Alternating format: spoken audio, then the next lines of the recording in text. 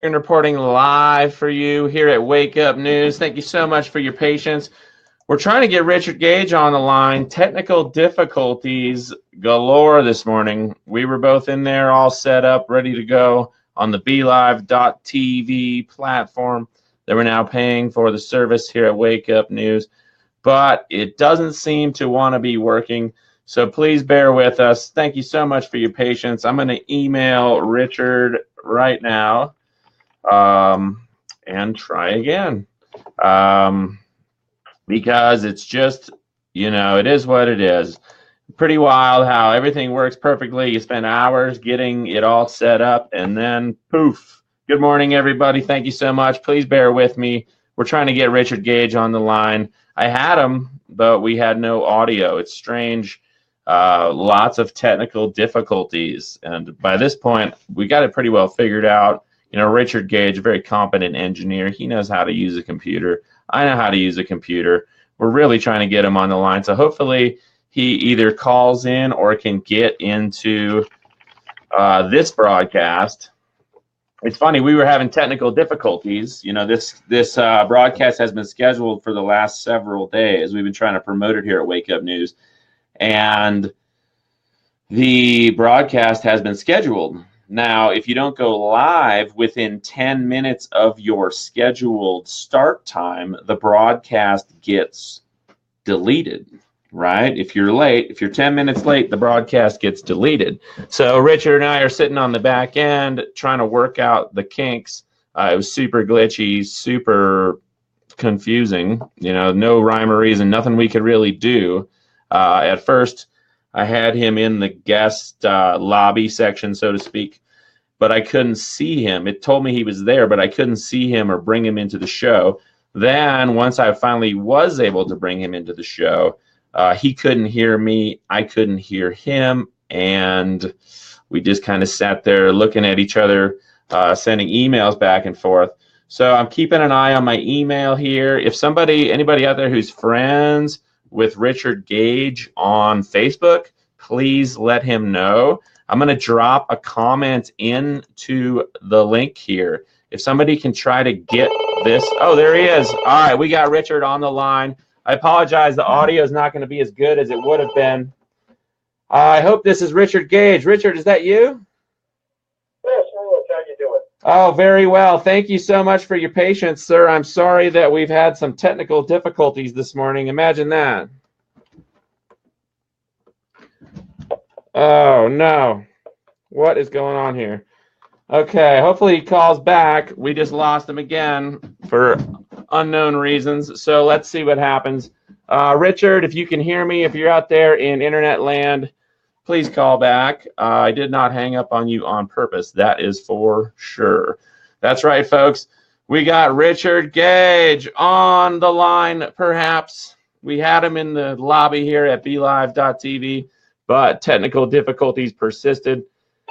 There he is again. Richard, thank you for your patience. We seem to have lost you again, but now you're back.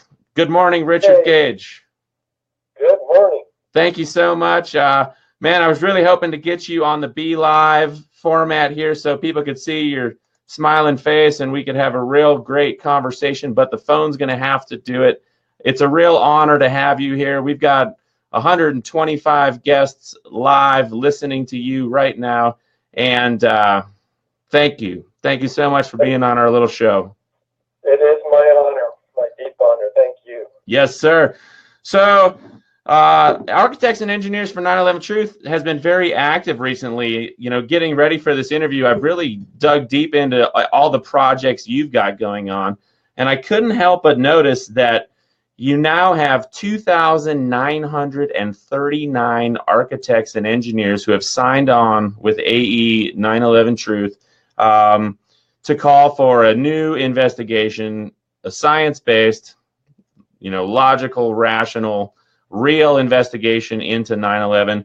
And you've almost reached the number of victims of 9/11, the 2,996 people who died on that date. So it should be a pretty historic date real soon when you hit that number. Well, I think it's historic when we hit one. I mean, if an architect told you that your house was in danger of collapse, would you listen to him? If 2,900 architects and engineers said that, would you listen to them? I would think most people would, and a lot of people are, of course, but the mainstream media is deaf to the truth about what really happened to the 3 World Trade Center skyscrapers on 9/11.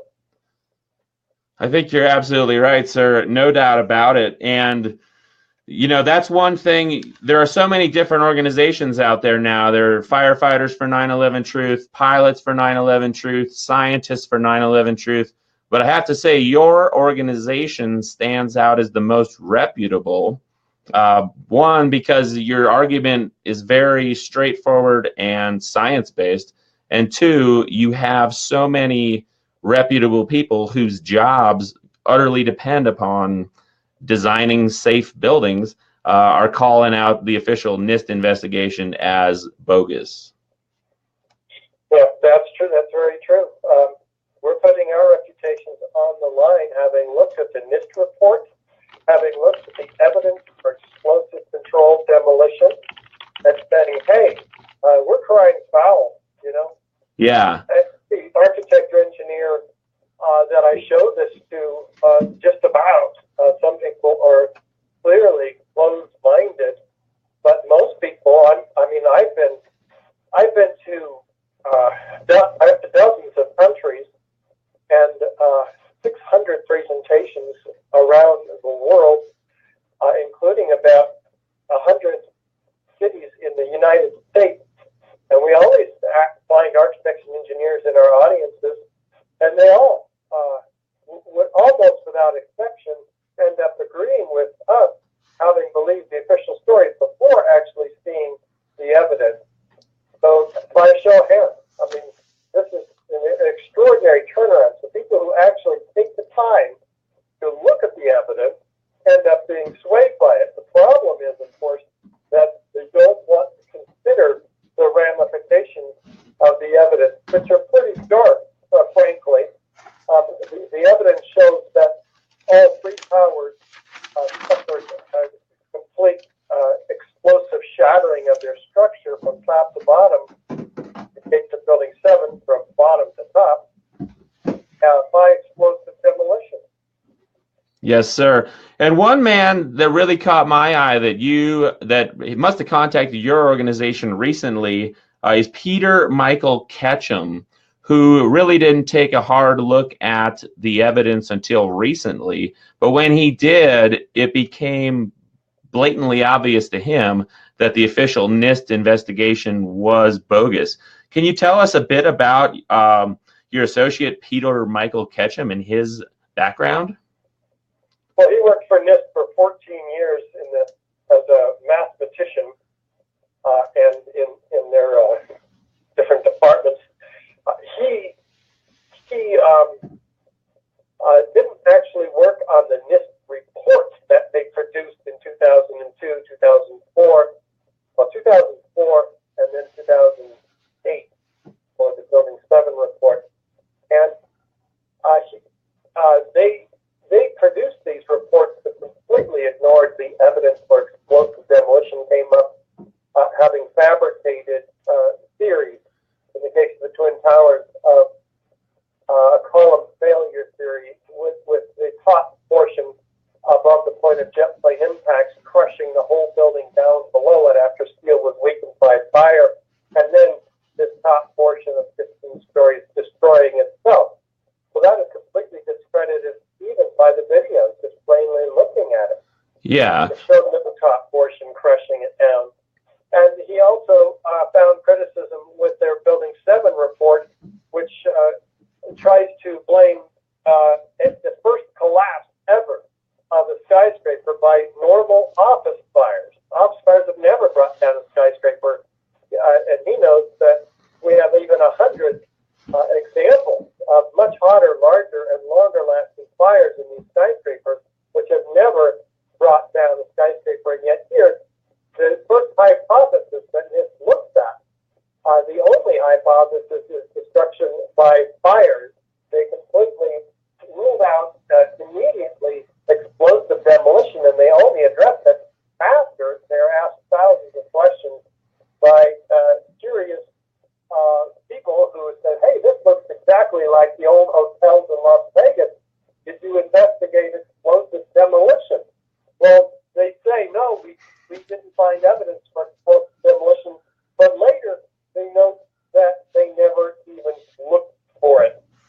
Yeah, and it's unbelievable, isn't it? Utterly unbelievable. The official story, utterly unbelievable to anybody that really takes a look at it. And that's why, for all of us here who are calling for the truth of what happened on 9/11, your organization, your untiring efforts, and all the architects and engineers you've had sign on with you, all the scientists, all the reputable people putting forward real clear-cut, straightforward arguments, not digging too deep into the motives, but just looking at the physical processes at work. Your work is so crucial. And you recently watched that video for Peter Michael Ketchum, and there was a great quote. I'm going to quote Peter Michael Ketchum, how he described his own process of becoming aware of the inconsistencies and the total just ridiculousness of the official NIST investigation. Peter Michael Ketchum said, "I quickly became furious. At first, I was furious with myself. I couldn't believe that I had not noticed this before over the course of the last 15 years. And then my fury turned towards my former employer, NIST." And the reasons he gives for why people haven't why more and more scientific people haven't woken up to this yet, he gives the reasons: complacency, fear, and ignorance. Could you tell us a little bit about that? Well, yes. This evidence is powerful in that it forces us by scientific proof to realize that something here happened other than what we were told. And when we come face to face with that reality after looking at the evidence, something in us, even myself at first, and most people, it comes up against our frame of reference. Our world starts to turn upside down, and that is extremely threatening. So there's an unconscious response to that threat, and because it threatens our very psychological well-being. Because if the world is turned upside down, we can't live safely in it. And my world was turned upside down. I was a Reagan Republican rooting for Colin Powell, making this case for weapons of mass destruction and why we should invade in Iraq. And I wanted to go get those bastards. I was all for going into Afghanistan and getting those guys also to give this to us. And we were lied about Iraq. And we were lied about Afghanistan. And in fact, the perpetrators of 9/11 who planned this murdered 3,000 people, 2996, as you highlighted it. This was inconceivable that Americans could do this to ourselves, and that we could be lied to on such a scale, because it would require such a conspiracy. And so we justify that. How could they have gotten away with it? This can't be true. So I'm not even going to look at this evidence. I'm not going to look at straightforward at the evidence. For instance, Building 7, where we start with architects and engineers at the conventions around the country, we showed that Building 7 going down. There's about 11 videos of this 47-story skyscraper, which on the afternoon of 9/11, after witnesses hear explosions, this building drops like a rock straight down, uniformly, symmetrically, into its own footprint in the exact manner of a classic controlled demolition, like the old hotels in Las Vegas. And there's just no getting away from it. Fire can't destroy all 82 columns in an instant, allowing the building to fall at free fall, as fast as a bowling ball falling out of the sky, straight down into its own footprint. It just doesn't happen. On top of that, the first responders and FEMA themselves find evidence of molten iron.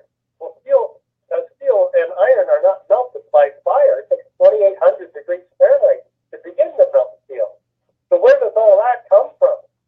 Well, FEMA documents a hot sulfur corrosion attack on the steel. Where does the heat come from with liquid molten Yeah. The author of the FEMA report himself, Jonathan Barnett, says the ends of the beams were partially evaporated. That takes 4,000 degree temperature. Yeah. Yeah, you're preaching to the choir here, Richard. You know, thanks to your videos and everything, I'd say the vast majority of our viewers are in complete agreement with you about the nature of the collapses. And you know, the notion that it completely shakes the foundations of our belief, you know, of our concept of ourself and our national identity, our basic understandings of what the government is really all about, are shaken to the core by questioning the official story of 9/11. That's why so many people have a hard time with it. You mentioned the temperatures, the ends of the beams partially evaporated with temperatures of over 3,000 degrees. Is that correct? Over 4,000 degrees to evaporate steel, so he doesn't know where that heat came from. Yeah. They just leave it there, then this stuff that takes over the report, do they pick up with this fascinating phenomena that's unexplained in the FEMA report, yet all the first responders, the iron workers, the cleanup crews are finding evidence of molten iron pouring out of the material held in the buckets of the crab cloth, the ends of the beams dripping with molten steel. The World Trade Center structural engineer himself, Leslie Robertson, finding a river of steel, yet just all of them ignoring it, and all of them having been ignored by the NIST report, by our government, and by our mainstream media. So all of this is unacknowledged in the NIST report, and yet there it is, evidence of incendiaries. The thermite incendiary, for instance, creates molten iron at 4,500 degree temperatures. You can add sulfur to thermite and it becomes thermate, much more effective at cutting through steel. We have the reason for the extreme heat. We have a cause for the molten iron. We have a cause for the presence of sulfur, which is completely unexplained. We have a cause for the presence of billions of previously molten iron microspheres, diameter of a human hair on average, naked to the human eye, found by the U.S. Geological Society and documented as being an integral part of all of the World Trade Center dust. And some of the samples, up to 6% of them, are these unknown origins of these previously molten iron microspheres. Well, again, it takes temperatures 4 or 5 times hotter than these fires to create all of this molten iron evidence. So where does it come from? I mean, thermite is the only rational answer, and it also answers the steel that was examined by FEMA, finding that the webs and the flanges were corroded and thinned to razor sharpness. They've never seen anything like this before. And it's detailed in the FEMA report, but NIST blew it out and put out a report without this evidence, without the abundant evidence of explosions from 156 first responders who were orally recorded and called the oral history. So this is an incredible indictment of the official narrative that says 19 fundamentalist hijackers flew planes into these buildings, and those ensuing fires and impact damage is what brought these twin towers down. Yeah. Yeah, I mean, the evidence seems pretty rock solid that all 3 buildings were taken down by controlled demolition. I mean, in addition to all the microscopic particle evidence, just the basic physical evidence of, you know, the temperatures at which steel is degraded, the temperatures at which steel melts, what these buildings were built to withstand, just the photographic and especially the video evidence alone is the smoking gun there. And it's great to see your organization continuing to do new science on that. Recently, you came out with the 2-year, $300,000 finite element analysis computer modeling study in association with the University of Alaska in Fairbanks, led by Professor Lee Leroy Halsey. Can you tell us about that study and what it concluded, or what it will conclude? This gives you a sense of the depth of the organization and its donors. We have thousands of people who have pooled their funds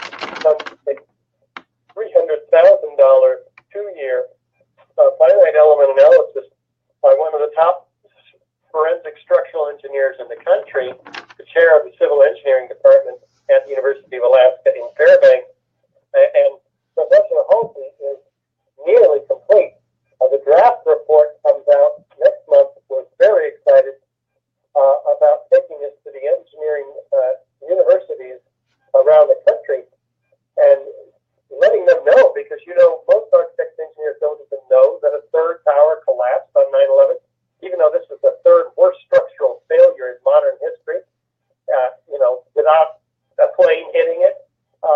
So this is quite a case study that we think will be of great interest to the academic and engineering community out there, and turn them on their heads, because the study has already, preliminary conclusions have already been released. Fire did not bring this building down. I mean, they tried to bring it down every which way with extremely hot fires, without fireproofing, without, you know, the most conservative assumptions and even fraudulent input data that NIST employed in their computer studies. And so this is a big deal. It will come out and go far and wide, and hopefully turn the engineering community on its head and get them to, you know, study this and look at it and question the official report. The official report that came out was 1,000 pages in 2004. Again, it didn't have any of the evidence for explosions or incendiaries. It didn't even discuss the ramifications of the free fall of this structure. They finally were forced into admitting that free fall, but they discussed the implications of that free fall. Yeah. Well, and yeah, it's utterly mind-blowing that the official NIST report, just utterly mind-blowing. And it's amazing that the people, you know, obviously there's a reason why the people that put forth this bogus investigation at NIST have still got their jobs there, because obviously it came from above that they were supposed to not investigate the possibility of this being a controlled demolition, not investigate the explosions. You know, so many eyewitness accounts on the ground, so much video evidence of people literally hearing the explosions, yet NIST totally ignored it. And yeah, it's pretty wild. Another thing that your organization has got going on right now that, you know, if people are wondering how they can help get the word out, help out, the Bobby McIlvaine Act is making its way, and people have a chance to sign up on that. Can you tell us a little bit about what the Bobby McIlvaine Act is, and how we can help out to get that moving forward? Yes, one of the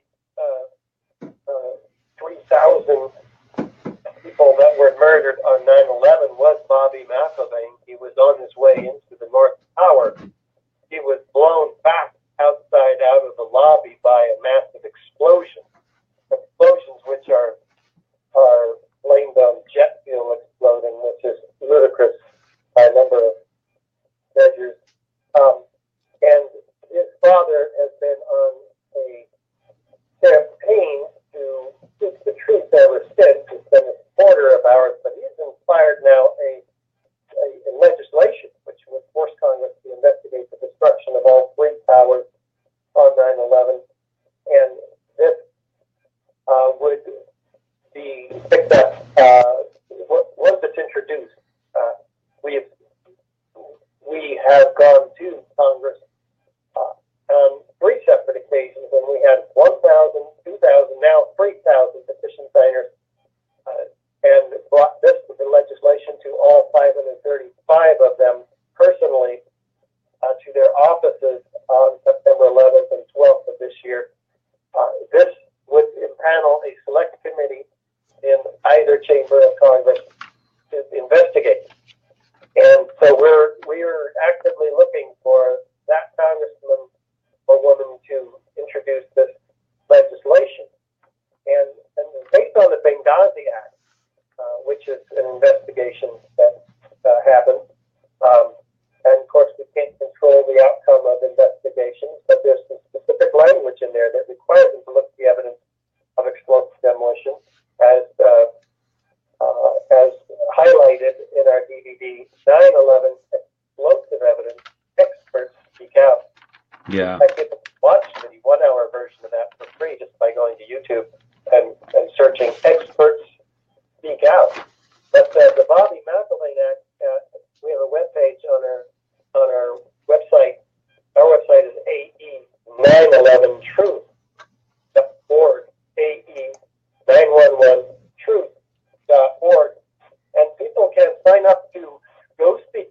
Congressman, we're asking you to take the 15-minute mini documentary, which there's a link to, you can download or play it on YouTube, also called WTC7 Solving the Mystery, narrated by Ed Asner. It gives all the evidence as much as you can in 15 minutes for the explosive demolition of Building 7, which is a great way to start Congressman out. Nobody has anything to say. I mean, here's a building that didn't come down by an airplane, and yet it comes down in the exact manner of the old hotels in Las Vegas, and it's blown up. Yeah. So it is deadly for people who don't want to acknowledge the truth. You know, you mentioned, Bill, that the old buildings in Las Vegas coming down due to controlled demolition. While researching on your site, I became aware of something that I didn't even know had happened, and that is the collapse recently of the Plasco building in Tehran, Iran. And in that report there, one statement of this really well done report that your organization put out, it says, fires in open air cannot achieve temps above 1,800 degrees Fahrenheit, 1,000 degrees Celsius. Iron and steel melt at approximately 2,700 or 2,750 degrees Fahrenheit, or 1,510 degrees Celsius. And obviously the laws of physics apply in Iran just as they do everywhere else on the planet. Can you tell us more about what happened in Tehran and what brought down the Plasco building?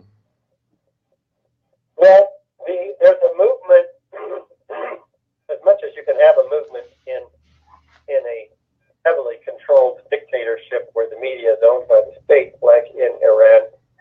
There is nevertheless a lot of controversy about what happened at this, one of the only high-rises, if not the only one, in Tehran.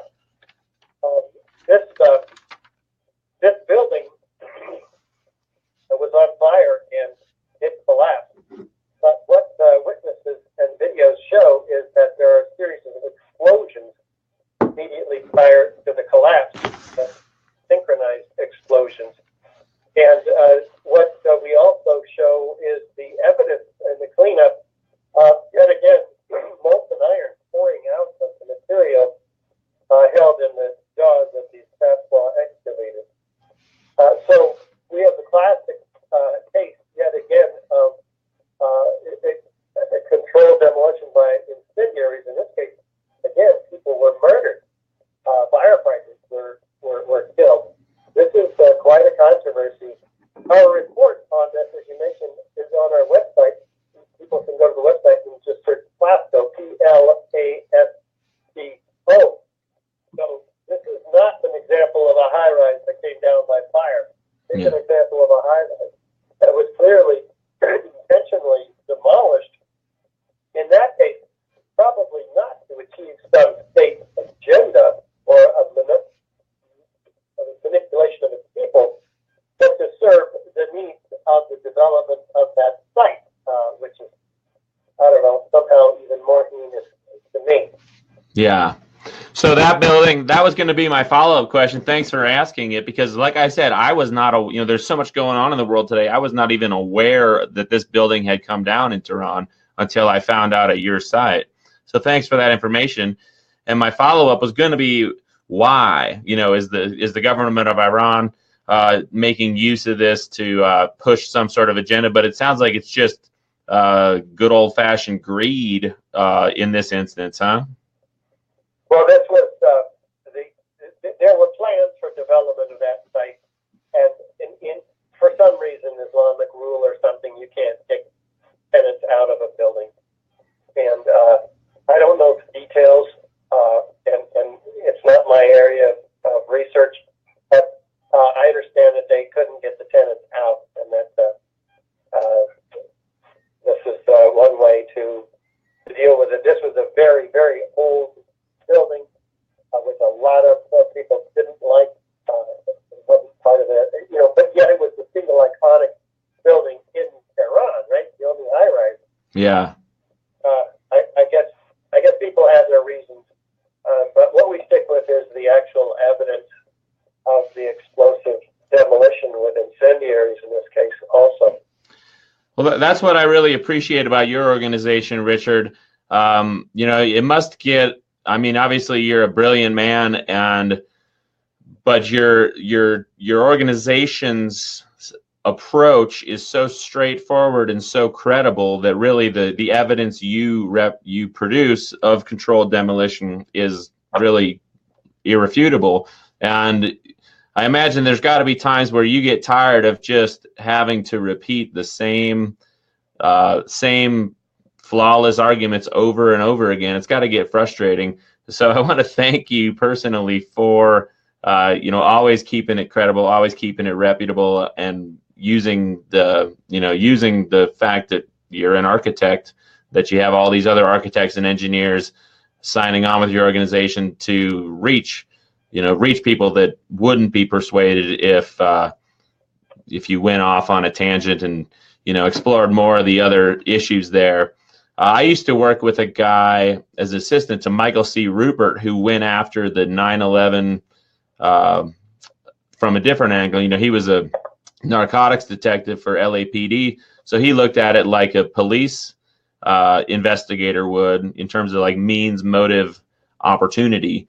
And he did some great work, but I think your work has been even more influential for so many people because it just focuses on the basic science of the entire situation. And recently more, headlines come out about 9/11 all the time. The vast majority in the mainstream obviously poo-poo the issue, but statistically, the mainstream says that more than 50% of Americans believe the government is hiding something about 9/11. Have you seen similar statistics out there? I would like to hope that it's half, more than half. I know there's been polls that suggest that 30 or 40% have serious questions about it.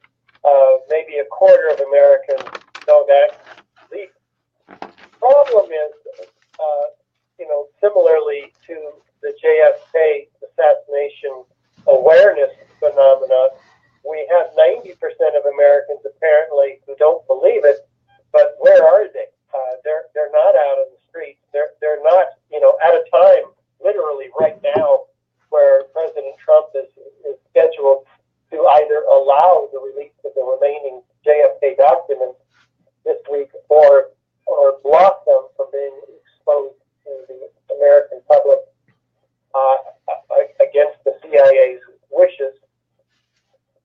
You have nobody, you have no visible public presence or public outflow. It's a minority of the American public that care enough to do something about an issue like this when they are aware of it. And that's what I get tired of. Yeah. I don't get tired of speaking the truth or highlighting the evidence.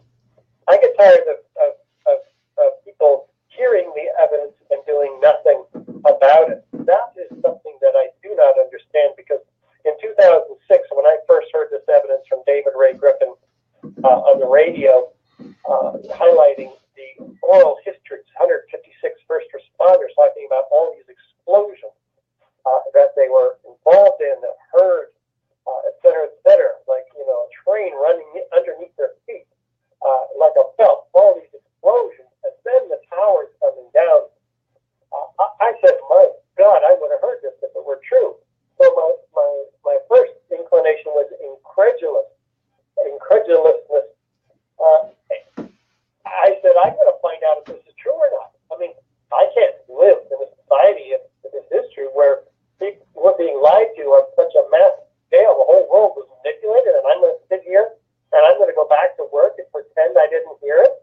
No, absolutely not.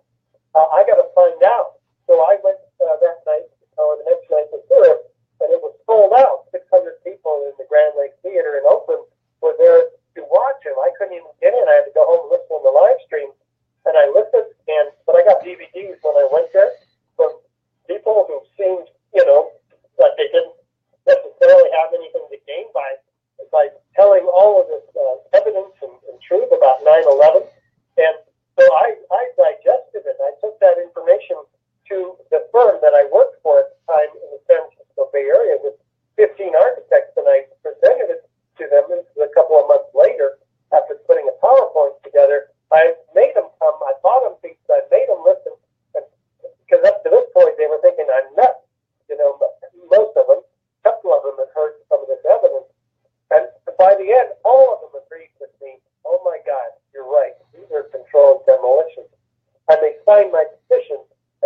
one who was my boss, who was Islamic and didn't want to expose himself, but all of them agreed that this is controlled demolition. So that's when we had, at that point, 16 architects and engineers for 9/11. So now we have 2,900, and everybody who sees this evidence has a similar reaction.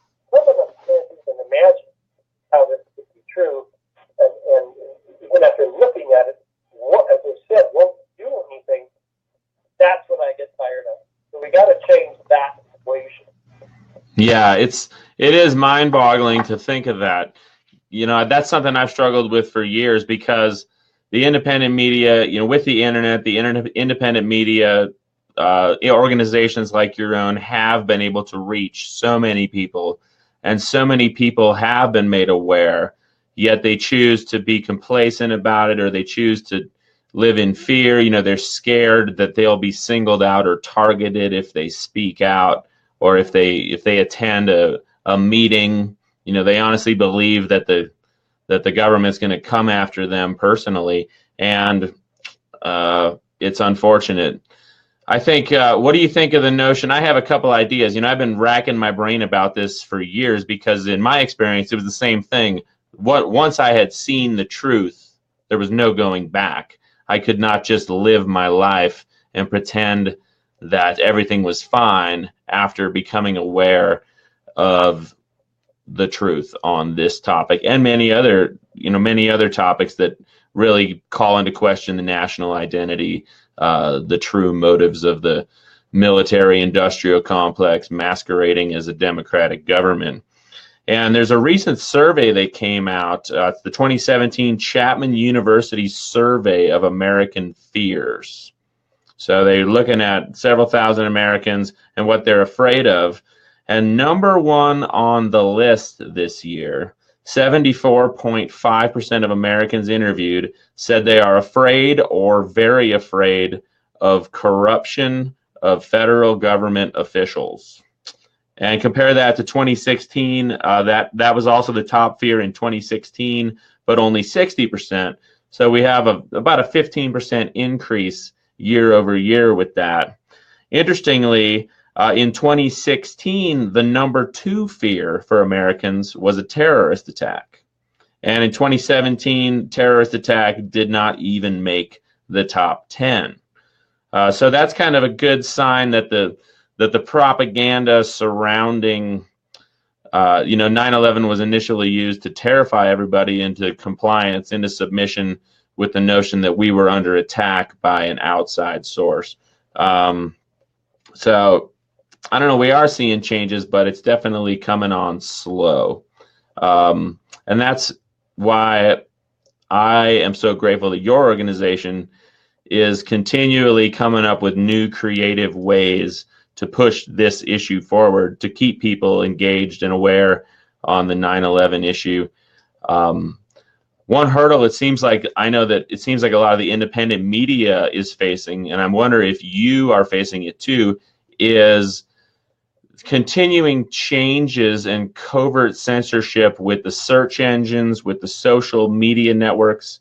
Has your organization experienced anything that would lead you to believe that your organization is being hindered or your reach is being limited because of the content that you share? There's a few isolated cases of censoring that hurt us quite badly. One was the YouTube video WTC7 Solving the Mystery by Ed Asner, narrated by Ed Asner, the actor. This had 1 million views. Yeah. It's an extraordinary 15-minute documentary on the destruction of World Trade Center 7. And it was just taken off. It was just removed. And it's like, you're right, this conglomerate owned by Google, God only knows who really owns and operates Google, but they're clearly censoring truth issues, like ours. Yeah. So we have to start all over. Now, it's got a couple of 100,000 views again already. But why do we have to start all over? Why won't they respond and say why they took it down? So they never gave a good reason for taking down that video. Right. Right. And that is a great video. I love how it starts off with Ed Asner speaking. You know, he's got a very powerful voice, and it shows the pyramids. And throughout history, he says engineers and architects have been building structures to withstand the test of time and the elements and fires and disasters.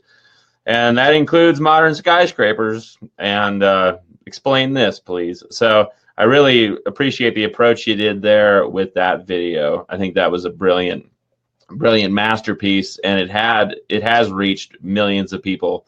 There's no doubt in my mind that YouTube and other services don't report the full viewership of videos like that. So I'm sure you've reached several million people with that video, regardless of what YouTube or Google says. Yes, and we have had some notable breakthroughs here and there on mainstream media. C-SPAN recorded us for 45 minutes on their show, Washington Journal, which is seen by a whole lot of people. And they've interviewed hundreds over the years of congressmen, senators, presidents. Our video became their #1 seen video on that program, and it still is today. And yet, that was, 2-3 years ago, and they haven't invited us back.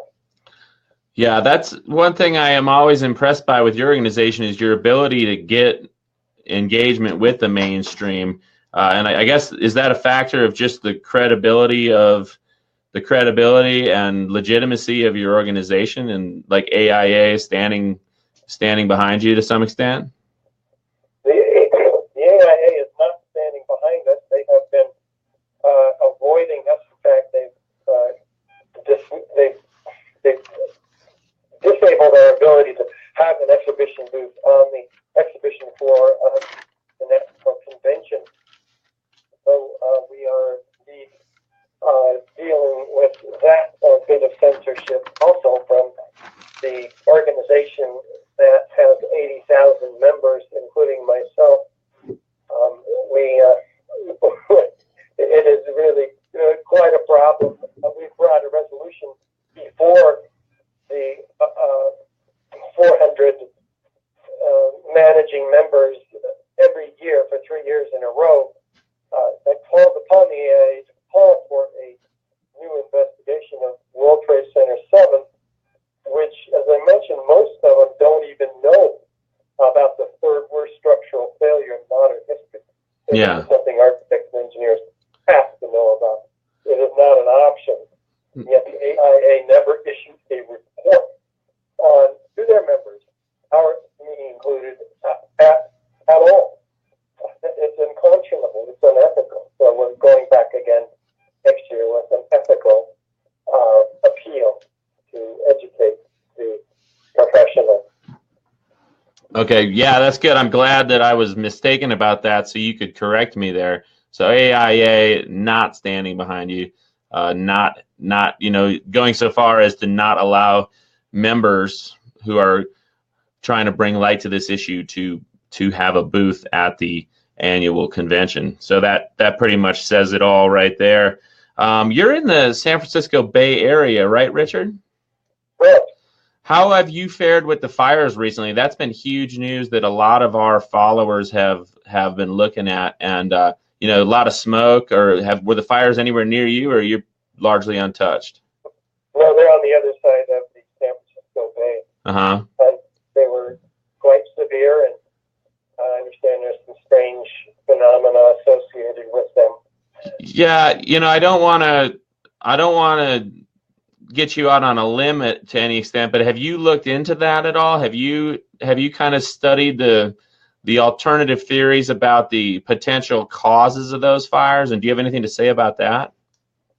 No, but I understand some of the same people who are highlighting that are among those who have raised questions about how the towers were brought down. Chief among them, Judy Wood, who's a mechanical engineer. She wrote a book called Where Did the Towers Go? And so this is an issue in the 9/11 Truth movement as different factions, if you will, kind of theories. And in this case, the theory of directed energy weapons is suggested to have brought down the towers. And the evidence that's used is well, what's said is that the towers were turned, the steel was turned to dust. And there's nothing experimentally that's been shown to turn steel to dust. And she says that steel is missing. Well, it's not missing. It's just not piled up at the bottom as you would expect. And in fact, has been blown with high energy explosives laterally out of the towers at either four ton structural steel sections, hundreds and hundreds of them blown laterally at 60 to 80 miles an hour, landing up to 600 feet in every direction. Remember, gravity works down. Yeah. These are freely flying structural steel sections. So the damage debris radius, the debris radius is like 1,400 feet or 700 feet around each of the towers, 1,400 feet diameter. So this is really quite extraordinary distribution of structural steel. It didn't turn to dust. The one video that is used to promote that theory is the remaining spire, which dropped down. They're remaining about 6 seconds after the tower, one of the towers comes down. And these, then there's an explosion that shakes the dust off them. But then you can clearly see the vertical drop of those remaining core columns down frame by frame. You can locate the top of it. So it's not that the steel is turned to dust. In fact, the U.S. Geological Survey did the most comprehensive work on all of the World Trade Center dust, and they certainly find these previously molten iron microspheres that they can't identify that we talked about earlier, but they don't find steel dust. There's no steel dust in the World Trade Center dust. There's 30% of it is powdered concrete. Yeah. Very interesting, because it's concrete, 90,000 tons of concrete has been pulverized and spread from river to river. But also, Judy Wood denies the evidence for explosions, and there's hundreds and hundreds of witnesses of explosions and evidence of explosions, including the freely flying structural steel section. She also denies the evidence for nanothermite, and which is found by a small team of scientists, these dual-layered red-gray chips in all the World Trade Center dust. And that's found to have iron content, aluminum, at the nanoscale. Particles are extremely small. And so this is evidence that's been produced in a 24-page peer-reviewed paper in the Bentham Open Chemical Physics Journal. Yeah. And tested.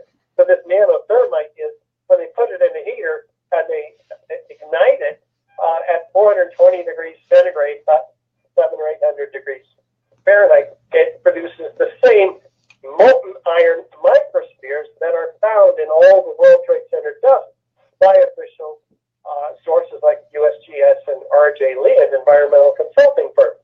So it's very clearly established, this evidence of nanothermite, which she then denies the evidence of heat, extreme heat. Yeah. Says it's a cold event, yet the firefighters were clearly running from a hot cloud and caught in a hot cloud. And cars are toasted, which she somehow uses it as evidence of directed energy weapons in a cold event.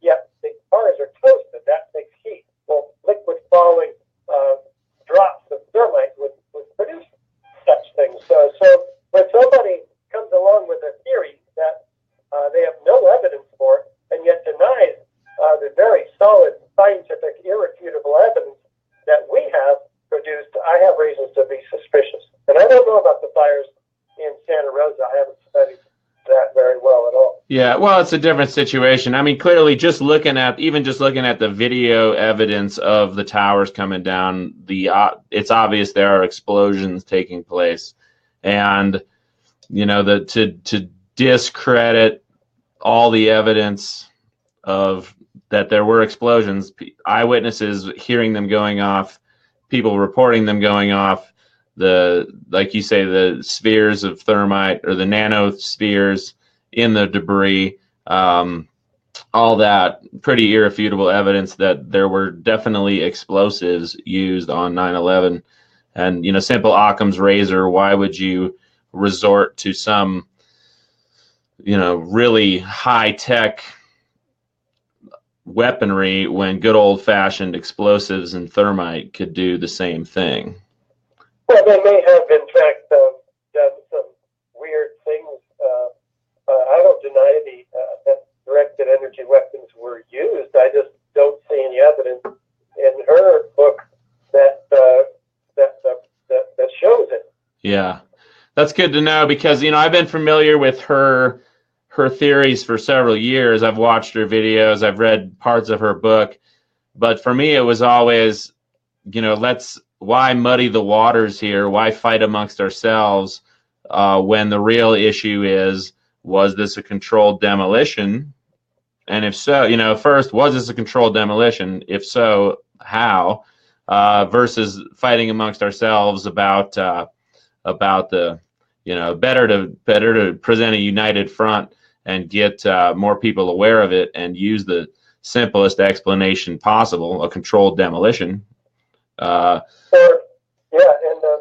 many nuclear weapons has also been posited as a theory based on elevated background radiation levels.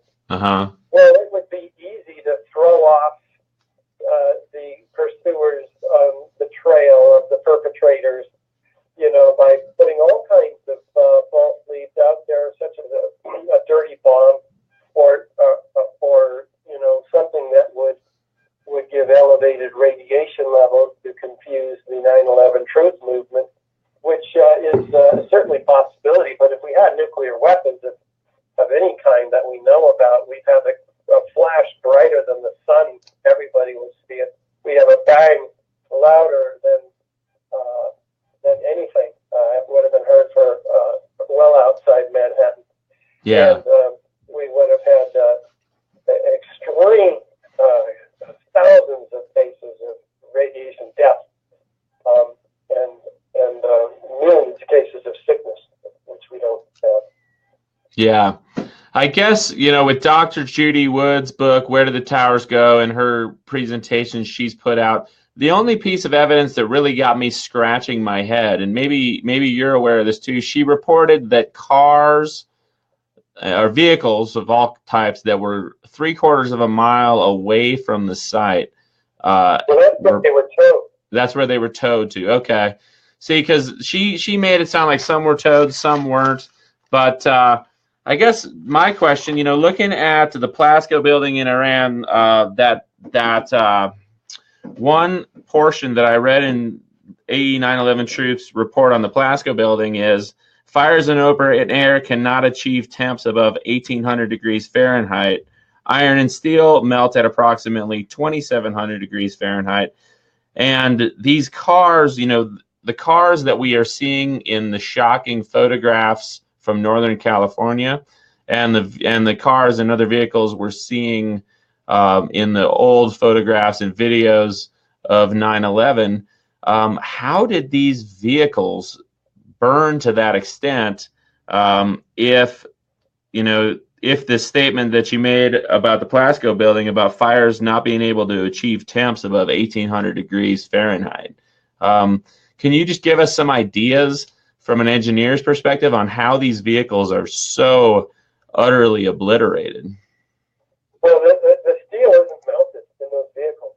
Uh-huh. It's the aluminum wheels that are melted. Aluminum melts at 1,200 degrees. So fires can certainly get that hot. Among the other questions in Santa Rosa, hold on a second. Yeah. I'm having to sneeze. Caught in that halfway point. Uh-huh. Yeah, let it out, brother. Let it out. We're going to be okay. I think it's good. Okay, good. The trees that are shown between the house and the cars still have their leaves, where the cars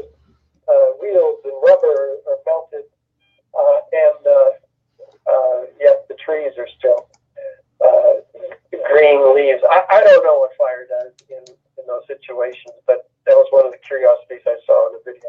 Yeah, it's really unusual. So I've been focused on that. I haven't really jumped to any conclusions yet, but the photo and video evidence out there is pretty wild. If you find yourself looking for a nice long weekend vacation, maybe you'll head up there and take some pictures and share them with us and give us your perspective on that, because obviously I don't want to bring up any topics here or do anything that would diminish the credibility of you and your organization.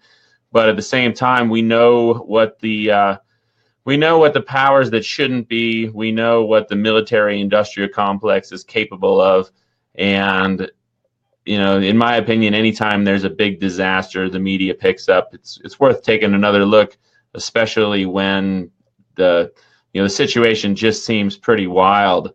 From an engineer's perspective, for example, they're blaming PG&E, the electrical utility in Northern California, for these fires. But you'd think, do you have any familiarity with the basic electrical grid engineering practices and the fail-safes that should be in place to prevent fallen power lines or trees falling on power lines from igniting 22 wildfires over the course of 6 hours on the night of October 8th? No, I sure don't. Okay. Yeah, just wondering, because, you're a guy who obviously knows his stuff, and we really appreciate all your work. I know, from my own experience working with Michael C. Rupert and my own journey towards exploring the truth and exposing the lies, I understand the personal sacrifices it takes and the commitment it takes to do the work that you do. So on behalf of all of our viewers here at Wake Up Wyoming, on behalf of all the victims of 9/11, the 2,996 who died that day, the millions who have died in the wake of it as the endless war of terror proceeds around the world, and the billions, basically everybody on the planet who has been affected by it in one way or another. On behalf of everybody here and everybody I just mentioned, I want to say thank you for your commitment. Thank you for your efforts. Thank you for your sacrifices. And we're happy to help you any way we can here at Wake Up News. Richard Gage. Thank you, Max. I really appreciate that. I'll keep working hard and we'll get the truth out. You bet. Yes, sir. Well, if you have any closing comments you want to mention, I know we've got it on the video now, sending people to AE911Truth.org. There they can check out the Bobby McIlvaine Act. Please, everybody sign up there. If you haven't signed the petition, the basic petition on the front page of AE911Truth.org, please do get yourself on their mailing list. These social media networks are not reliable. You're not going to be notified every time Richard Gage posts something on Facebook. But if you do sign the petition, if you do sign up to support the Bobby McIlvaine Act, you will be notified via email, one would hope. So, Richard Gage, thank you so much. Did I miss anything? Is there anything you want to add? I think that'll do it. I really appreciate it. The people can support us financially as well with a membership of $2.50 a month. That's easy for anybody to do. Yeah. So we greatly appreciate it. Well, right on. One thing we know in the independent media and organizations like yours, it's hard to separate people from their money, but good you threw that out there. You can get people to do a lot of things, but ponying up to support the independent media is always a challenge. So we hope your organization is doing well financially, and we'll keep working on the same for ourselves. Richard Gage, thank you so much. We'll let you go. I'm sure you got a busy day. And again, we really appreciate you taking time out of your schedule to talk with us here at Wake Up News. Thanks again, Max. Yep, bye. Well, there we have it, folks. Richard Gage, live for you here at Wake Up News, October 25th, 2017. I apologize. The audio quality was so poor there. Again, weird technical difficulties here getting the broadcast going today. We got this BeLive.tv. We set up the broadcast 2 days ago in hopes of having some awareness building. I've been experimenting with it, and everything seemed to be just fine. I had it all set up, had all my titles, had all my images there, ready to drop in, stuff like this. And then what happens? Bam, I can't get Richard. I can see him, but I can't interact with him. He can't hear me. I can't hear him. Then the broadcast just cuts out completely. So it's frustrating. We had to get him on the phone. I hope you all could hear him. And let's get into Wake Up Wyoming for October 25th, 2017. I have to admit, I get nervous interviewing people like Richard Gage, people like Aaron Hawkins of Storm Clouds Gathering, because they're a big deal. Me, I'm just a guy in beautiful Alpine, Wyoming, doing what I do, reading the newspaper, sharing it all with you. Let's get into it. The Jackson Hole Daily, servicing the wealthiest county per capita in North America. No shortage of stories today. Again, thank you all for your quotes or for your comments here. We're going to keep rolling along with the show because we had Richard on the line for about 45 minutes, and you know that I'm a wordy dude. Again, it was cool to be able to ask Richard a little bit about the California fires. He was really gracious there. People, I was checking out the comments and people asking me to ask him about directed energy weapons and things. So I did, but I didn't, I don't want to push the guy. It's like his organization has got a really clear purpose. They're very reputable. They're very on point. They consistently hammer home the basic gist of it. And I thought it was great that he was willing to talk about Dr. Judy Wood's work. He actually brought it up, gave me his honest perspective. And so I want to thank him for that. But again, what is there to benefit from putting Richard Gage on the spot and asking him? And he kind of just gave the answer anyway. So some really good points out of Richard Gage there. Whether or not directed energy weapons were used on 9/11, that doesn't eliminate the possibility that they were used to start these crazy wildfires in California, where we see this kind of thing all too commonly. Richard made a really good point. He said, well, a lot of those images, the steel's not melted, but in some of them, it is, right? This is a good example of it here, where you can see, well, my ugly mug's in the way, but you can really see, that these vehicles, not only are they upside down, but you can see the steel is pretty well deformed. All sorts of weird images like that coming out of California.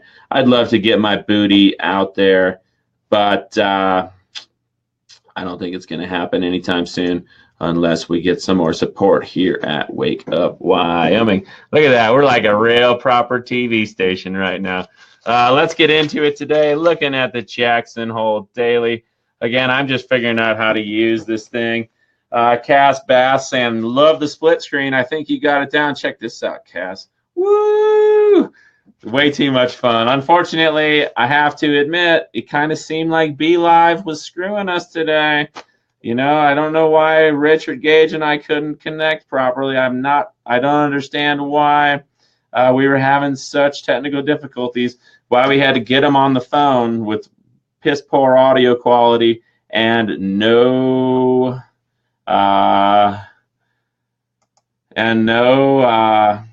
video. How great would it have been to have him on video? He's a good looking dude. Puts me to shame. We could have done a little dance for y'all and got everybody all fired up today. Shannon Wendrick's asking, anyone else getting Facebook warnings? I know I have. I got accused of spamming a couple days ago, had my comments deleted.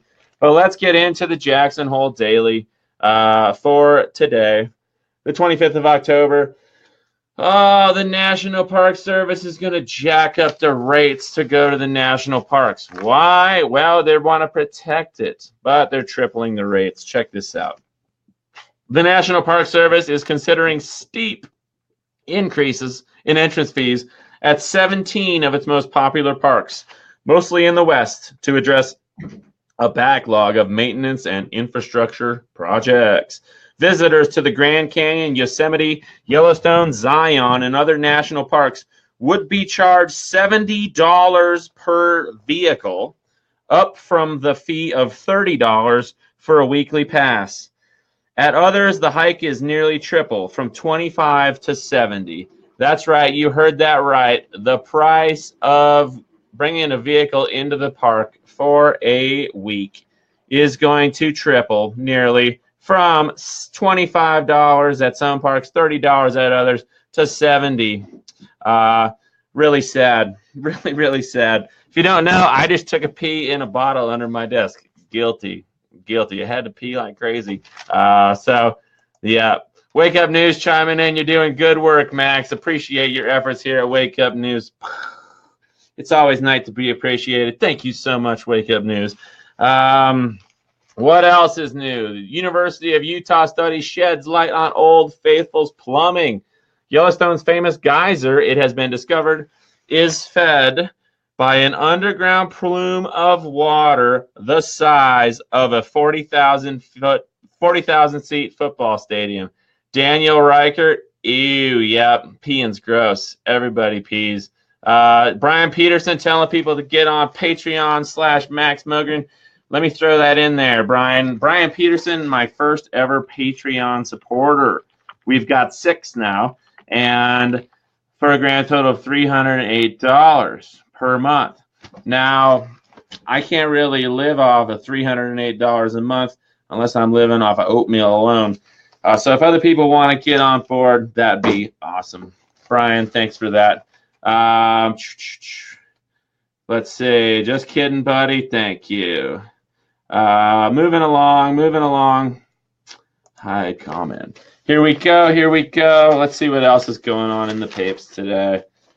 They're going to have a new hotel with a Bigfoot theme up at Glacier National Park. Interestingly, where's that going to be? Right near Whitefish, Montana. If you're not familiar with Whitefish Energy and the whole scandal there, pretty ridiculous. Whitefish Energy, a company that had 2 employees when the hurricane hit Puerto Rico on September 19th, was awarded the $300 million contract to rebuild the electrical infrastructure in Puerto Rico. Okay?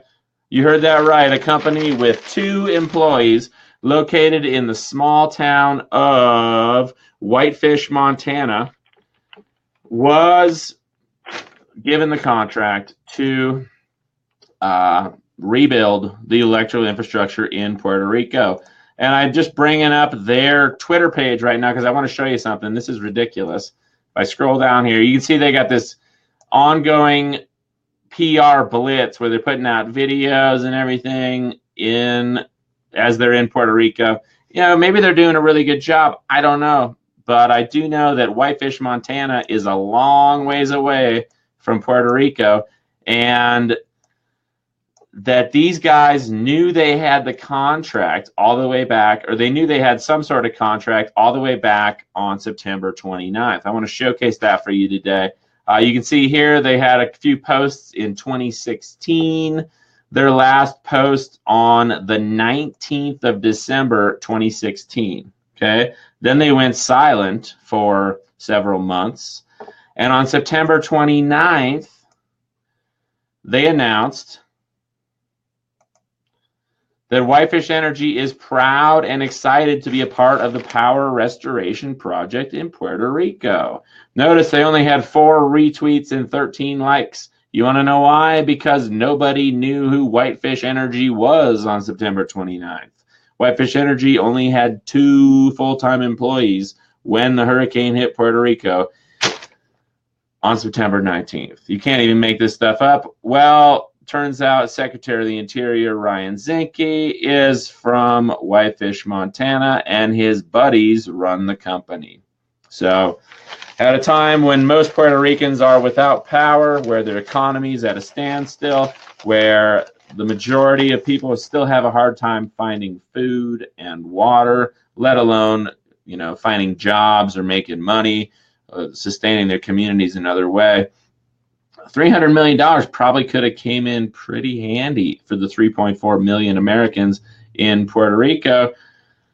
But instead, the contract went to these boys up in Montana. I actually wrote them. I was like, hey, I want a job. Can you guys get back to me? So we'll see if I got a job with Whitefish Energy. Maybe I'll get a free ticket to Puerto Rico. Then I can go AWOL and hang out with the Puerto Ricans, get the inside scoop, maybe collect a paycheck or two from Whitefish Energy.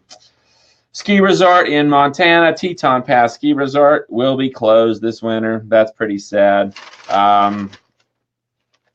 Yeah, so there we go. In the national and international news, you got your classic Trump bashing. The GOP salons slam Trump. Okay, typical divide and distract. The GOP turning in on itself. And then the refugee situation, if you're not familiar with that, that ban on countries also banned refugees. The 11 countries that were not allowed in, predominantly Muslim countries, but including Venezuela and North Korea, they blame it on Trump. Really, it was kind of a government-wide thing. And now they're allowing the resumption of refugee admissions into the U.S. under new, stricter screening rules, but ordered nationals from 11 countries believed to pose higher risk to U.S. national security to face even tougher scrutiny. Officials refused to identify the 11 countries, but said refugee applications from those nations will be judged on a case-by-case basis. Trump issued his new order on refugee screening as the administration's 4-month ban on refugee admissions expired. It directs federal agencies to resume refugee processing, which Trump clamped down on shortly after taking office. Refugees already face an extensive backlog and waiting periods that can take years. Additional screening will likely lengthen that wait. Go figure, the government's not that efficient when it comes to rebuilding the power grid in Puerto Rico or allowing refugees in. Even with the refugee ban lifted, admissions are expected to be far lower than in recent years. Trump last month capped refugee admissions at a maximum of 40,000 annually for the year that started October 1st, a significant cut from the 110,000 limit put in place a year earlier by former President Barack Obama. Okay, so the limit for refugees has dropped by 65,000. 65 is kind of a funny number because there are 65 million refugees worldwide. It's an all-time record. 65 million refugees displaced around the world due to various things, be it wars, natural disasters, geoengineered disasters. The list goes on and on. So if you're a refugee, you got less than a 1 in 1,000 chance of getting into the U.S. Why they'd want to come here, I don't really know. Speaking of which, the ethnic cleansing in Myanmar. Okay, if you haven't been following that situation, what is Myanmar? Myanmar is Burma. Myanmar is Burma. Okay. I don't know why they changed the name, but they did. And a lot of people from Burma, aka Myanmar, the Rohingya Muslim minority, has pulled out of there because they're being persecuted by the predominantly Buddhist society there in Myanmar. The Trump administration moved towards a condemnation of ethnic cleansing against Myanmar's Rohingya Muslims, as officials were preparing a recommendation for Secretary of State Rex Tillerson to unequivocally use the term for the first time.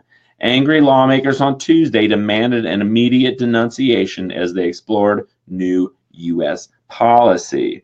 Human rights groups accuse security forces of launching a scorched earth campaign in late August as they responded to Rohingya insurgent attacks.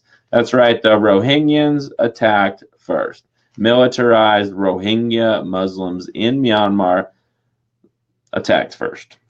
But the ethnic cleansing is being charged against the largely Buddhist government of Myanmar. Amnesty International alleges that hundreds of Rohingya men, women, and children have been systematically killed. Okay. This whole situation, we're going to see a lot more about this. I believe it's an attempt by the West to destabilize relations in an area that is crucial to China's proposed Belt in the Road economic reinvestment policy. Chi-Town Nista, breaking news from Chi-Town. Oh my gosh, my truck has been stolen. Talk to you later, Max. Chi-Town, thank you for letting us know. We hope you get that truck back, girl. How can we help? How can we help? Somebody at Chi-Town, if you're still there, give us a description. Give us your license plate number. We're going to set the Wake Up News community to work looking for that truck out there in Chi-Town. Wow. Bummer. Can't even make this shit up. So we got a stolen truck in Chicago. Breaking news here at Wake Up Wyoming. I can safely say we are the first news organization on the planet to be covering this breaking news story. So good luck, Chi-Town. If we can help out in any way, you let us know. They're covering Sandy Hook. You know, they like bringing this stuff up. They're saying that Adam Lanza, the 20-year-old autistic man who somehow carried out this huge mass shooting, was a pedo. They don't really have any evidence, but it gives them a chance to reiterate the official story on this topic. Okay. Back to Myanmar briefly. Matthew Kehoe says, thank you. I've heard different stories about Myanmar. Matthew, I have to admit, most of my information on Myanmar has come from globalresearch.ca, and they've been covering this story for a while. I've read a good dozen articles there on the topic written by various authors, and I think that, I misspelled it. Let me try that again. That's the organization up in Quebec that is really on point, and they've got good coverage on this. So we're going to hear a lot more about Myanmar. Generally speaking, it seems like the mainstream is going to paint the government of Myanmar as the villains and the Rohingya Muslims as the victims.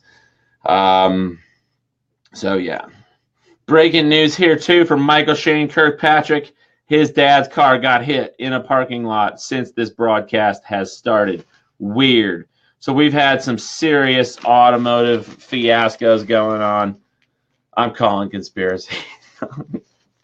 Hopefully, Michael Shane Kirkpatrick, I hope your dad's car is okay too. Vaccine panel to discuss the effectiveness of new shots. It goes on and on. I don't know, man.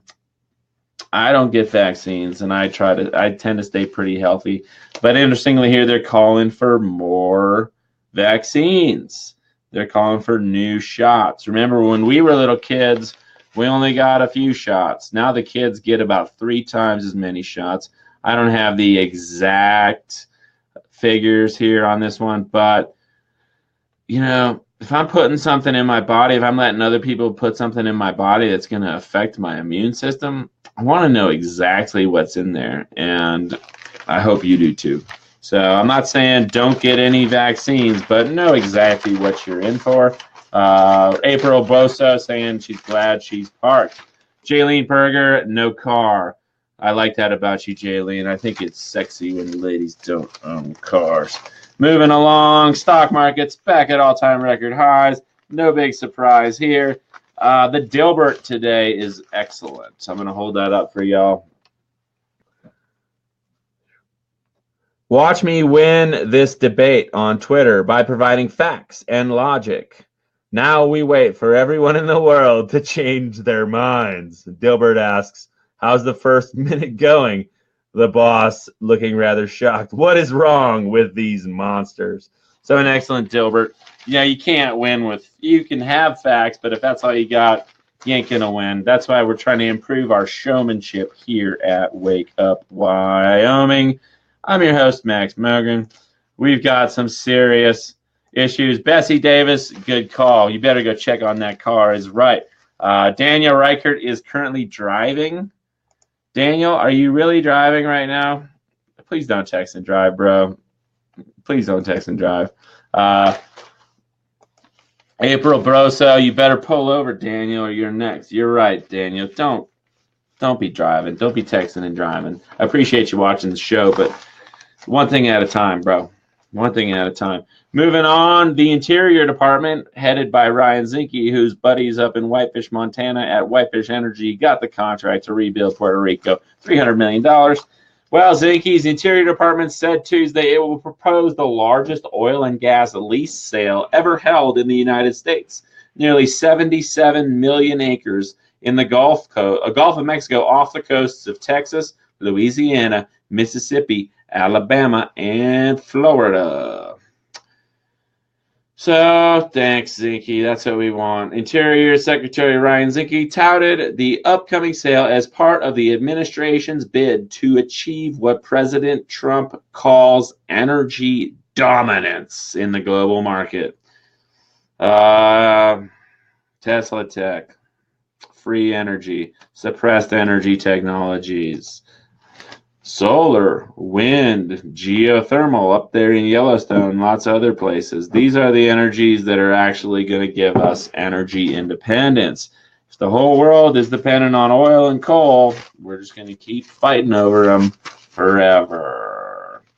Low prices lure more to McDonald's. That's a good headline. You do get lured into McDonald's, right? Low prices do lure people into McDonald's because why the heck else would you want to eat there except for the fact that it's affordable, right? It's interesting. All these restaurants, you got your McDonald's, you got your Pizza Huts, you got your Taco Bell, you got your Hardee's, your Burger King, your Arby's. The list goes on and on. What do these restaurants all have in common? You know, your Domino's Pizza. They're all cheap and they're all terrible for you. And they're all everywhere. Every city in the country has got these restaurants. Please don't support these restaurants. Keep it local. If you're broke and you need some fast food, find a Chipotle. You know, they got pretty decent food there. David Cook, Arrigo Sedano. What's up, David? Haven't seen you yet. Dirty food. You're absolutely right. Don't eat at McDonald's, my friends. Your health is worth more than that. The money you save in the short term by buying crap is going to kill you in the long term. How's that saying go? If you think eating organic is expensive, have you priced out the cost of cancer lately? It's a great quote. More Russia bashing in the paper. You know, they love bashing Russia. This is a film about the old Russian Tsar back in 1916 having an affair. Billy Joel has had his third daughter, was born on Sunday. Okay, Billy Joel, 68, his wife, 35. Billy Joel breaking the rule of sevens.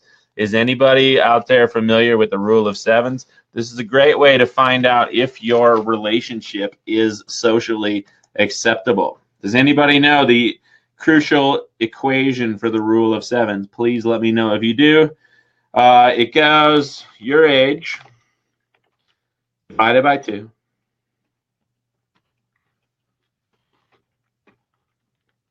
plus 7, showing that. That, my friends, is the rule of sevens. So, Billy Joel is 68. We divide his age by half, and that's 34. We add 7, 41. So the youngest woman that Billy Joel can date without raising red flags is a 41-year-old. That's the rule of sevens. It's very important to live by. And it works for all ages. It's amazing. For example, let's say you are 80. Divided by 2 is 40 plus 7. An 80-year-old could date a 47-year-old. Let's say you're 18. Half your age is 9 plus 7, 16. You know, it might not be legal, but generally you're not going to raise too many eyebrows if you're an 18-year-old dating a 16-year-old. If you're 40, 20 plus 7, 27. So now you know the rule of sevens. It's a great rule to live by if you're going after people younger or older than you romantically. Moving along into the classifieds, then we're going to get into the scopes. We got 1, 2, 3, 4, 5, 6 pages of classifieds of job listings, and only, in the off season there's usually more houses available to rent, but they're still really expensive. For example, a 4-bedroom, 2.5 bath, $3,600 a month in Rafter J. So yeah, it's expensive. A 3-bedroom, 2-bath house with fantastic Teton views on 3 acres, $5,400 a month with your 1-month lease. These are the prices for things in Jackson. Guy in California won an art contest for making a surfboard that contains 10,000 discarded cigarette butts. Pretty gross. Probably doesn't surf very well, but cool that he's raising awareness. Then we're into sports. Lottie freaking da. The forecast looks pretty nice this weekend in Jackson Hole, so I'm going to be outside having some fun.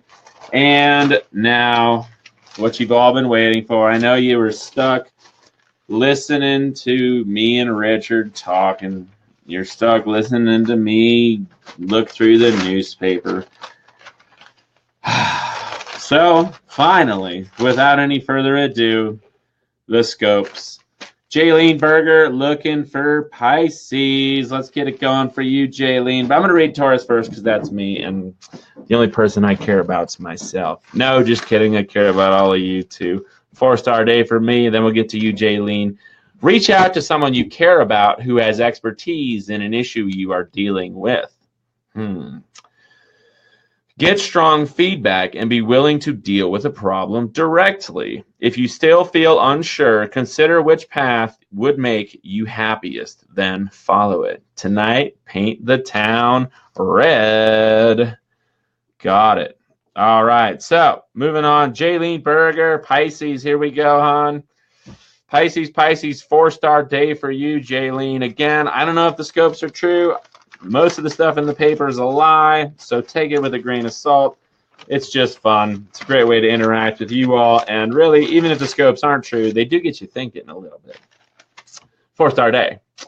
You could be on top of your game, Jaylene, and a friend won't hesitate to point this out. I think you are. You seem to be able to detach and see the whole picture without a problem. Your insights will be well received. A friendship plays a significant role in staying on course. Tonight, Jaylene, out with friends.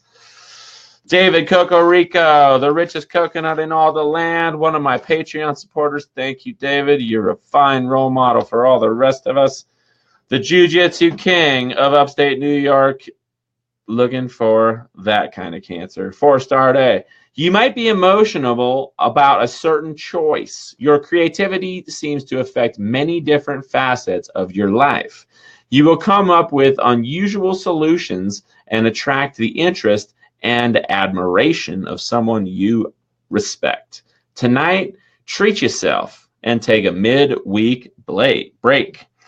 Jerry Wallace, what's up, Jerry? Always good to see you here. Scorpio coming at you. 5-star day, my friend. Always a pleasure. Your sense of direction proves to be more important than you realize. Respond to calls and emails before making any decisions. Otherwise, you might find that you have to adjust your initial plan. A loved one demonstrates his or her caring. Tonight, Jerry Wallace, head out to a favorite spot. Brian Peterson, the Ram, my first Patreon supporter. Brian, thank you so much. Minnesota Zone.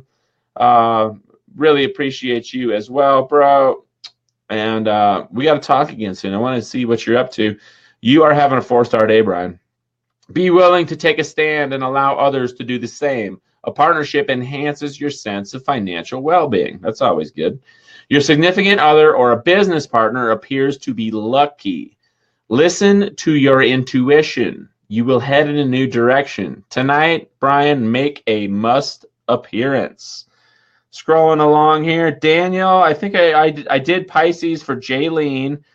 Chrissy, I did Aries for Brian. And then David, thanks, bro. You're a very good friend, too. We're moving on to the Sagittarians for Matthew Kehoe and Helen Ford. Thank you both for tuning in, you two. The Sagittarius 3-star day. Curb and innate possessiveness, Sagittarians.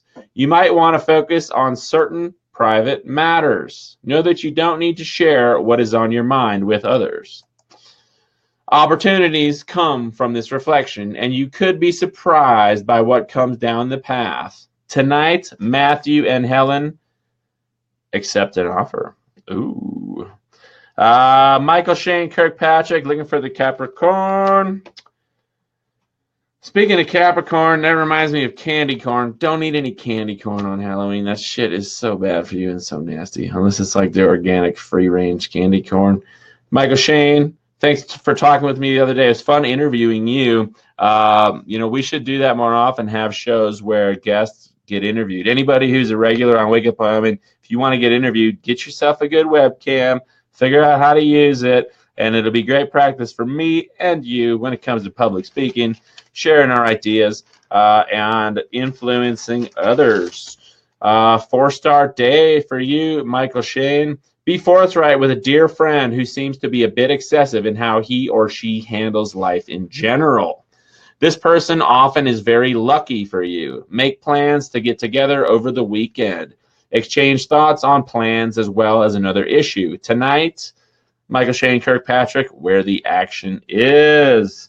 Thank you, David. Appreciate you. Leo, coming at you. Geo Folds. Leo, the lion people, the ladies that have always got my heart in a vice. You're having a 4-star day, Geo. Pace yourself as you have a lot of ground to cover. Listen to the different possibilities and remain positive about a change on the home front. You might not be sure of the costs, as the other parties aren't sure either. You will want to find out. Tonight, squeeze in some exercise. Thank you, everybody. Matthew, perfect pronunciation. Thank you. Kehoe, Kehoe, Kehoe. I got it. Daniel Gradeward, much respect to you, too. And let's see. Jaylene Berger, you're not photogenic. I beg to differ, miss. I think you're doing just fine. I don't see any other comments. Sometimes it's a little slow, so I'm just going to wait here.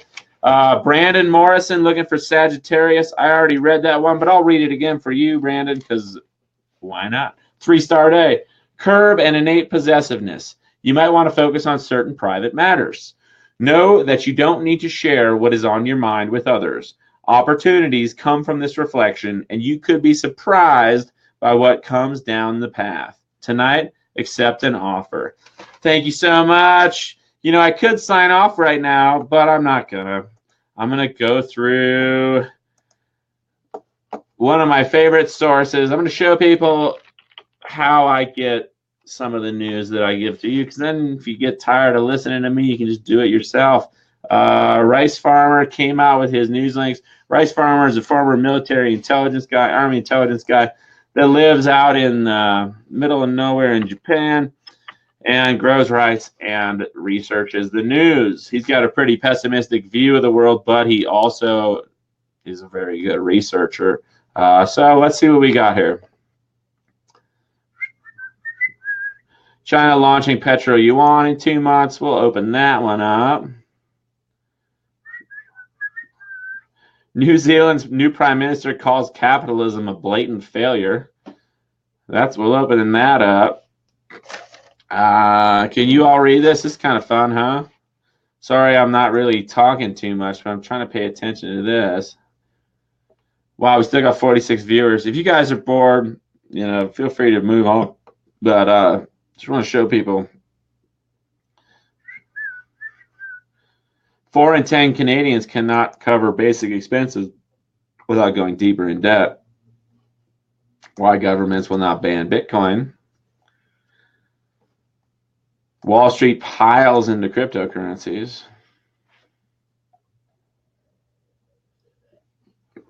Prince Al Walid, he doesn't know what he's talking about, because he If you're not familiar with him, he's a Saudi prince who grew up in big money. And I don't think he really understands money. Ta-da.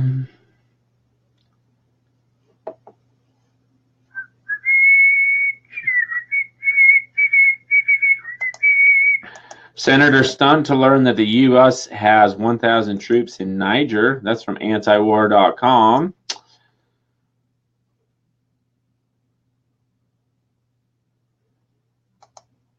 Yeah, we really shouldn't be making everybody our enemies, right?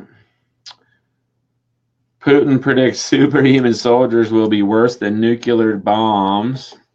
Bessie Davis, this is ricefarmer.blogspot.com. He's one of the researchers. When I was working with Michael C. Rupert, he was one of the 2 researchers that was sending stories to Michael. Generally speaking, all rice farmers' sources are pretty reputable.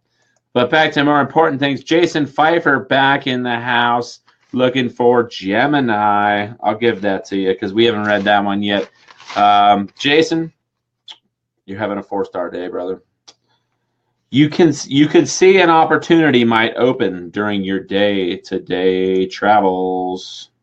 You might not be sure whether you want to go for it, though. Remain confident that you will make the correct choice. Many eyes look to you with admiration. Tonight, seek out a favorite person. So there we go. Jason Pfeiffer.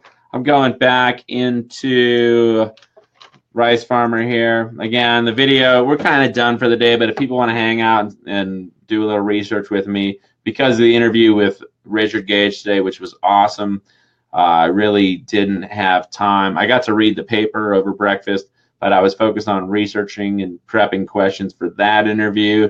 It was really cool to see Richard, or to have Richard chime in a little bit about the fires in California. You know, it seemed like he didn't deny the existence of directed energy weapons, didn't deny the possibility that they could have been used to start crazy, crazy fires like this one. See if we can get that to show up nicely for people. There we go. Let's see what else we got. Catalan's plan human shield to block Madrid takeover. Air quality issues could bankrupt Venezuela. We're going to have to read that one. That sounds pretty wild. Of course, Venezuela has been experiencing hyperinflation for a long time. Bessie Davis, did I not read Virgo for you yet? All right, let's go. Virgo. I think that's Zachary Kuhn's sign too, so I better read that one. You're having a 5-star day, Bessie. I'm just going to throw your comment up there to see how it looks, because with my new format here, it's crazy. Look at that. I got all sorts of things going on. I wonder how many different screens I could put up simultaneously. 5-star day for you, Bessie. You express unusual creativity in an upbeat way. Your imagination doesn't seem to have limits. You could be great fun to chat with, and others certainly seem to know that fact. Your popularity soars, Bessie. Confusion surrounds a relationship. Tonight, make the most of the night. Shannon Wendricks looking for Libra. Geo Fold say, I'm going to go get some exercise in later, folks. Great idea, Geo. Remember, we can't sit in front of the computers. We can't sit on our smartphones all day. And we all need to practice what we preach. Shannon Wendricks, Libra coming at you. My friend, thank you as always for your comments, your presence. It's always wonderful to read your comments. 4-star day for you, Shannon. You serve as an anchor for your family. You might want to pursue a change to your domestic or personal life. You can want a change, but you can't demand it, Shannon. Ain't that the truth? Remain sensitive to someone else's suggestions. Try one out to see what happens. Tonight, the action is at home.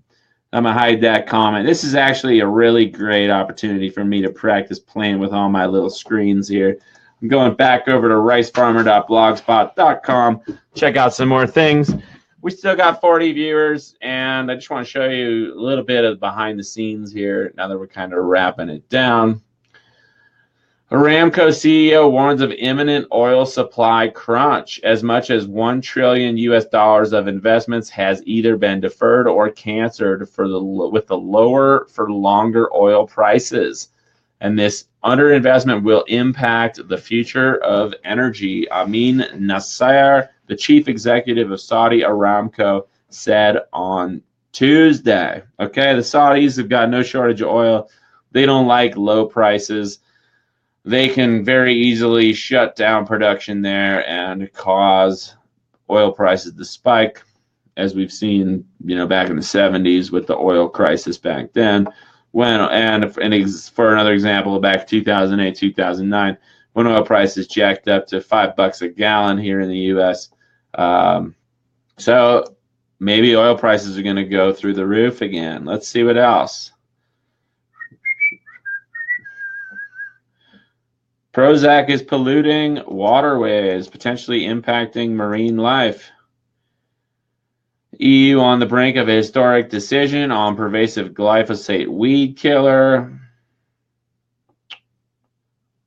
We read this yesterday.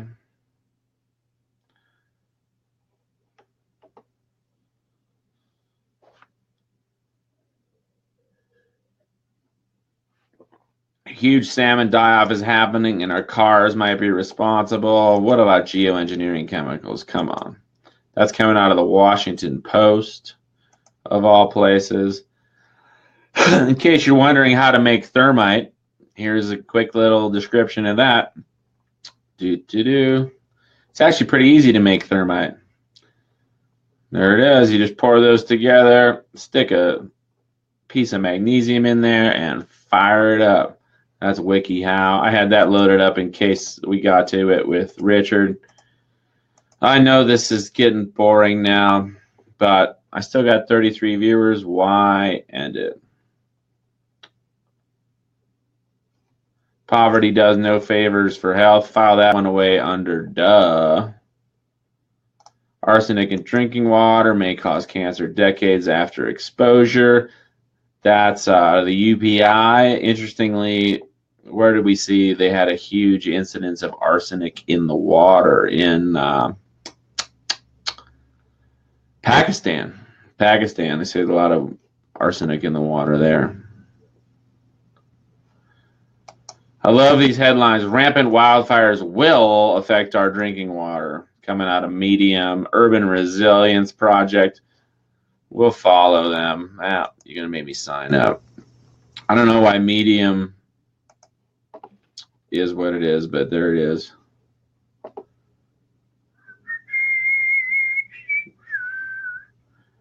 Apple sees its mobile devices as a platform for artificial intelligence. U.S. now admits the Syrian rebels used chemical weapons. We've known that for a long time.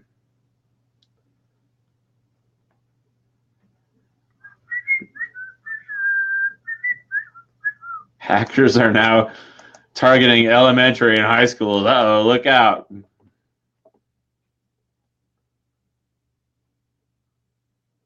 The strange world of Russian trolls. The quotes from U.S. politicians and media are a scream. These people have gone completely bonkers. For example, do you think it's possible that some Americans write pro-Trump posts while others write anti-Trump posts? It would seem that in the minds of politicians and media people, these opposing opinions are all written by the same Russian trolls. So watch out for the Russian trolls. North Korea attack could kill 90% of Americans. Fear porn. We're not going to get attacked by North Korea, my friends. Don't worry. But I'm going to read that one just to see what the propaganda machine is spitting out. Social media. I always like reading about social media because it's so fascinating.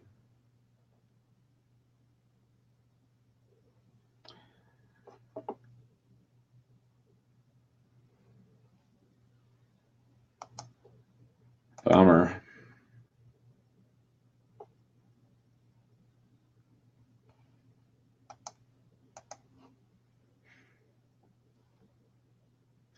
A lot of good links today.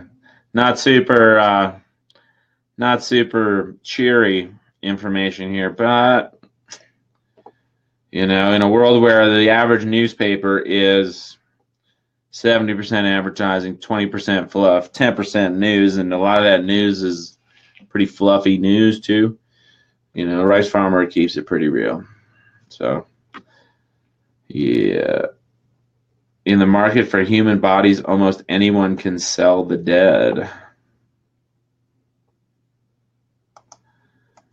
Wow.